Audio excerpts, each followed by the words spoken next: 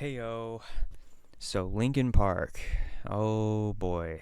Oh boy, Linkin Park. They've got some stuff going on at the moment. I thought I would dumb down the controversy. Thought I would be able to label the talking points as to what's truly going on and why it's such a big deal. It's disappointing that whenever a longtime band comes out with a new song or new album or a new update on what they're doing, there's always seems to be this rain cloud that comes in and just down on everybody. Basically, Emily Armstrong is being outed with her ties to Scientology. Side note, I have no idea how Scientology is still alive, even after South Park had completely ripped it to shreds, but that's a different conversation. As well as her previous ties with Danny Masterson. In Linkin Park, Mike Shinoda mainly getting the most hate for moving on and doing more music underneath the same band that had Chester Bennington.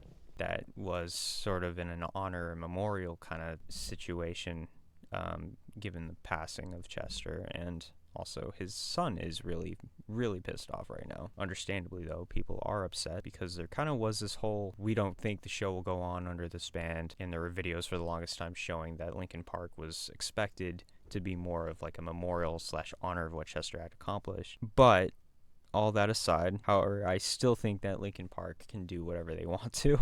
Ultimately, it's their band, conflicting issues aside. I think that before everything had started to come out, there's a huge positive reception of the band at least returning, even if it was just for a new single release. And it was cool that they did a bunch of covers with Emily Armstrong as the front woman. Didn't know that she was a Scientologist though, so that was kind of an interesting read, and there's a lot of information on that. There's a whole post on her ties with Scientology.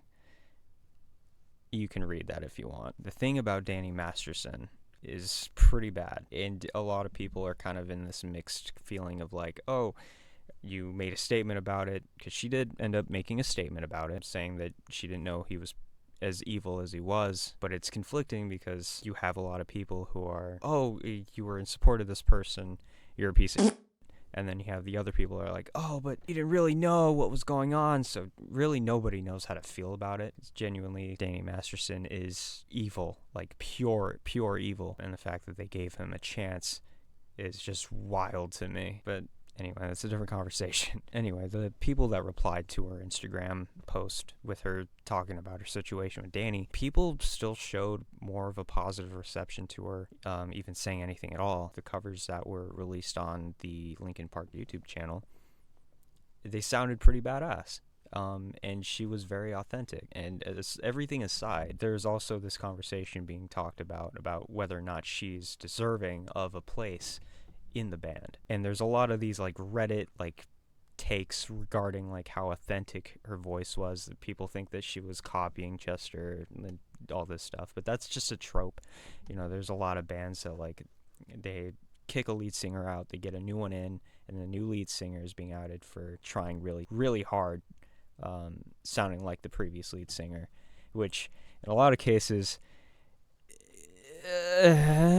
can be true. But I feel like in a lot of other instances, I feel like it's just it's become more of a stereotype and more of a expectation rather than like an actual real thing, or an actual valid talking point. People talking about that are pretty stupid because knowing Emily Armstrong in Dead Sarah, she's got a very authentically grungy, raspy voice, and she's always not even pretending to have a raspy voice. She literally, like, if anyone's ever listened to Dead Sarah, that is authentically her.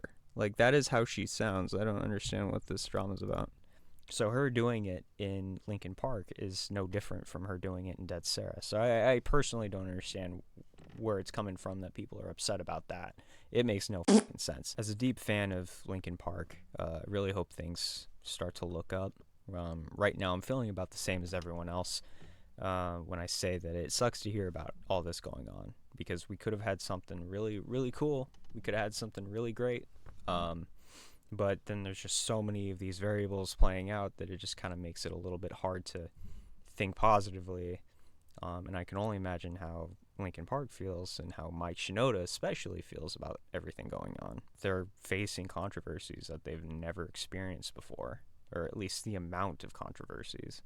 and they had picked somebody who they thought would be awesome in the band, and then it turns out that there's this huge following of negativity that comes from her being a lead vocalist, and some of it, like her not mentioning Scientology, is kind of understandable. It doesn't seem like she's ever spoke about Scientology.